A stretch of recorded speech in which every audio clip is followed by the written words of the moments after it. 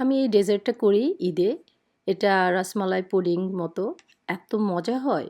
আর এটা গেস্ট যখন আসে তখন এভাবে আমি পিস্তাশিও দিই, জাস্ট একটু গার্নিশ করে দিই উপরে ডেকোরেশনের মতো।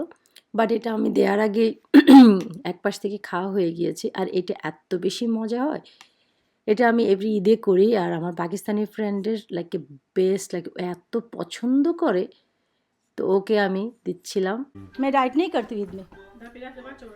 তা আমরা হাসাহাসি করছিলাম, ও আমাকে জিজ্ঞেস করছে ডায়েট করি নাকি, আমি বলছি আমি ঈদে ডায়েট করি না।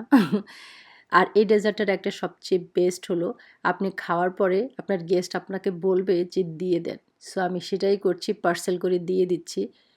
আলহামদুলিল্লাহ অনেক অনেক মজা হয়, ইনশাল্লাহ আমি রেসিপিটা শেয়ার করব। এই যে দেখতে অনেক সুন্দর, খেতেও সেই মজা। আর আমার পাকিস্তানি ফ্রেন্ডের ওর মাশাআল্লাহ ৩টা বেবি, আর ওরা অনেক অনেক সুইট লাইক করে।